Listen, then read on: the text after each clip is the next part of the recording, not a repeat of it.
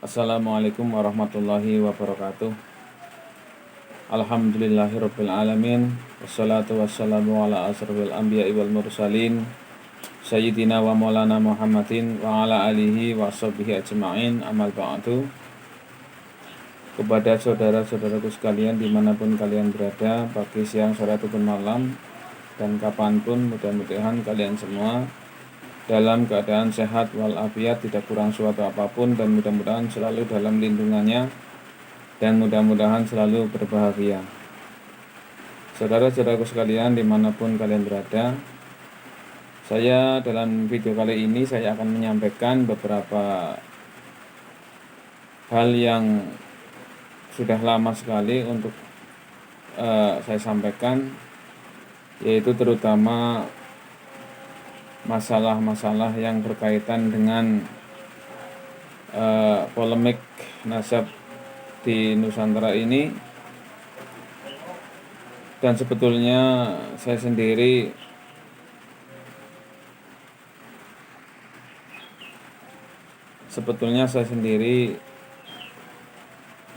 tidak peduli pada saat itu sampai sekarang.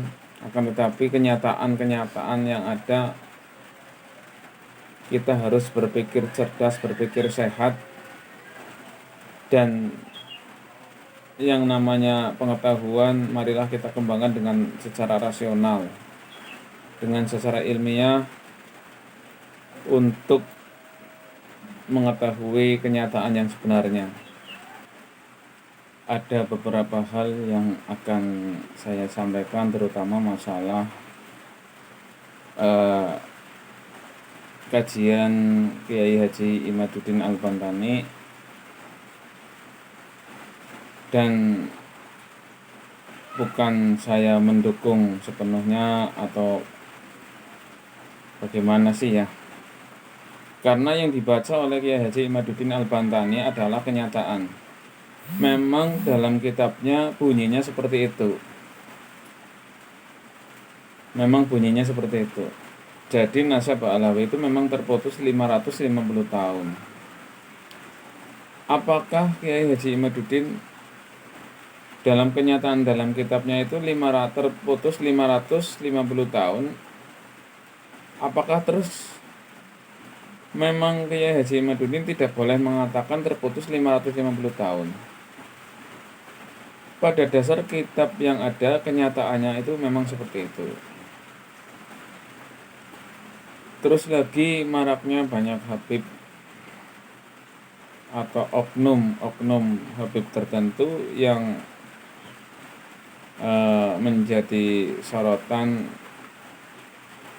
di mata masyarakat atau di mata orang lain, terutama yaitu masalah oknum habib itu sendiri yang kebanyakan menggunakan nafsunya untuk memaksakan keinginannya. Salah satunya adalah doktrin-doktrin yang sesat, doktrin-doktrin yang tidak masuk akal.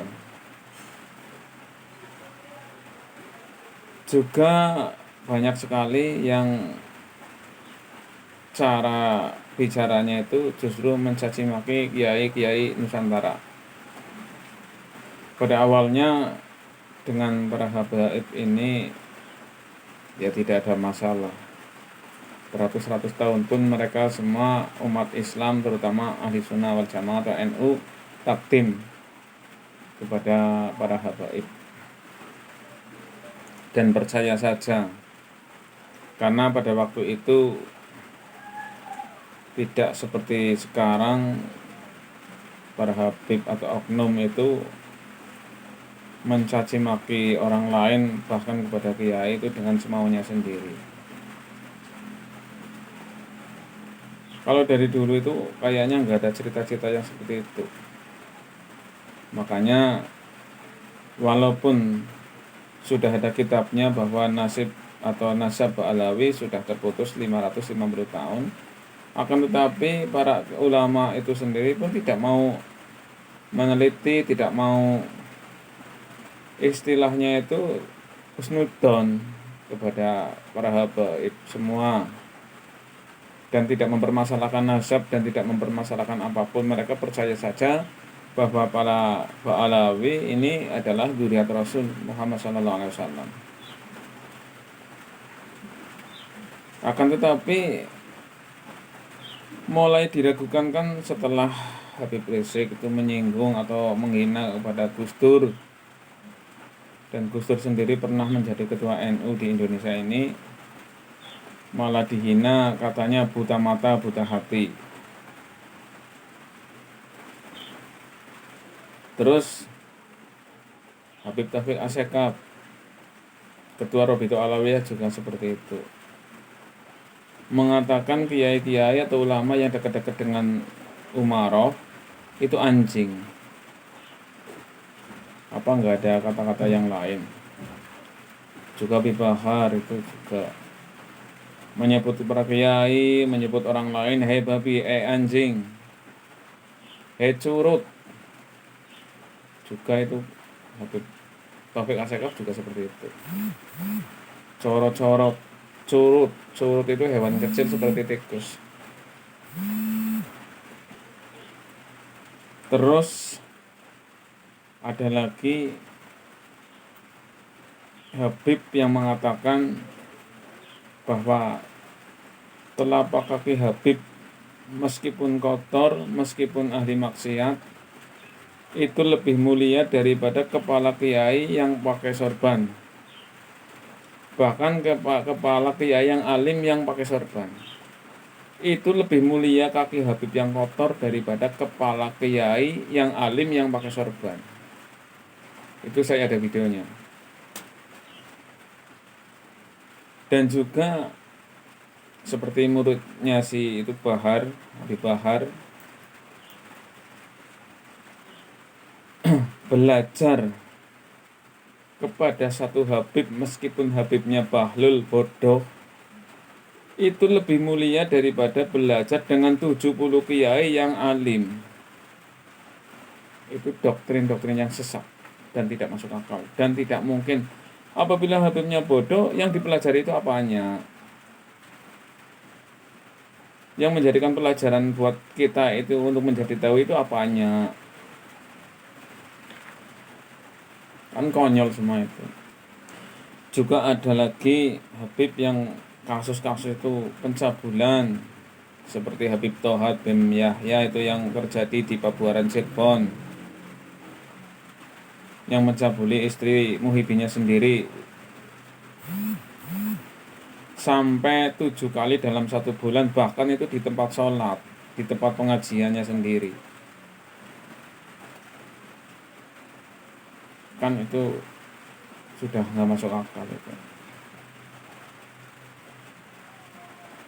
Belum lagi kasus-kasus pembunuhan itu yang di Jawa Timur, ada itu Habib yang membunuh. Belum lagi persekusi yang dilakukan oleh oknum dan muhibinya kepada kiai, kepada ustadz, kepada ulama, dan bahkan kepada orang-orang pribumi. Itu tidak dibenarkan, dan itulah yang menjadi tanda tanya, apakah ini dzurriyyat Rasul atau bukan. Setidaknya yang dilakukan Rasulullah Muhammad SAW itu tidak pernah seperti itu. Tidak pernah menggunakan akhlak yang tidak terpuji. Bahkan Nabi sendiri mengajarkan kita semua untuk berakhlak yang baik. Bahkan kita itu diberi contoh oleh Nabi untuk mengikuti Nabi, terutama masalah kebaikan-kebaikan.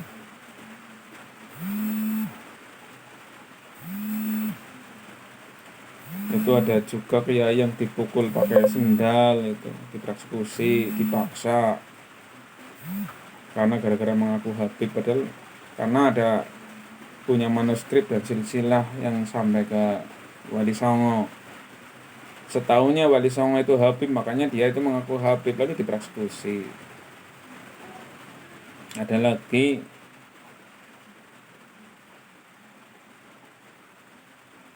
banyak lah, itu di Jakarta juga pernah itu. Saya ada videonya semua. Kepada saudara-saudara sekalian, bukan saya mengajak untuk mengadu domba ataupun lain sebagainya, akan tetapi ini memang kenyataannya seperti ini saya sampaikan. Mereka pun dalam narasinya juga menyampaikan doktrin-doktrin sesat, menyampaikan kebebasan mereka, menyampaikan dengan sesuatu yang seperti itu, PII yang dipukul dan di video itu kan berlalu itu. Saya juga menyampaikan ini dibikin video untuk mengedukasi masyarakat semua, biar tahu, biar kita itu lebih cerdas, lebih rasional, jangan halu. Halu itu tidak masuk akal, bahkan jauh dari ajaran Islam. Agama Islam kan ada agama yang rasional, agama yang nyata, bukan agama halu, bukan agama doktrin.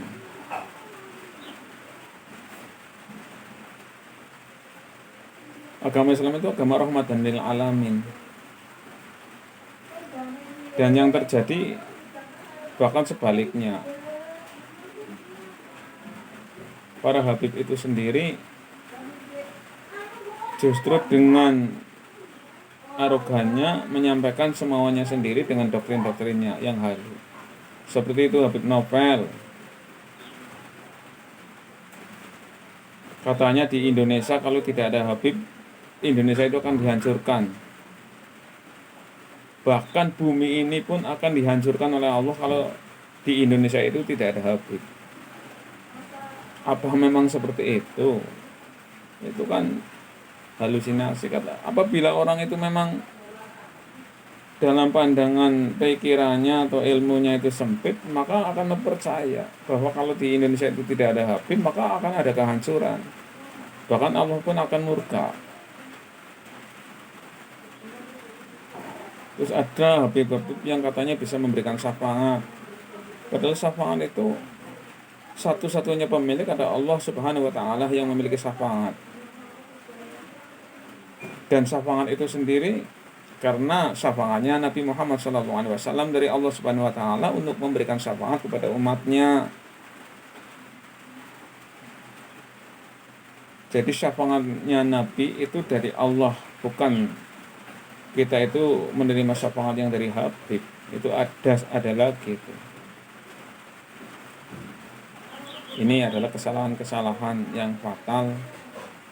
Kalau dalam kita berpikir tidak real, tidak rasional, dan halu, maka kita pun akan mempercayai.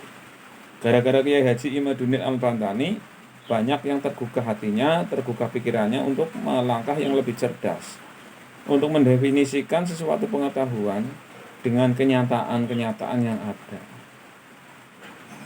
bukan yang tidak masuk akal. Semua sesuatu yang ada di alam nyata ini, alam dunia ini adalah kenyataan, bukan halusinasi, bukan doktrin.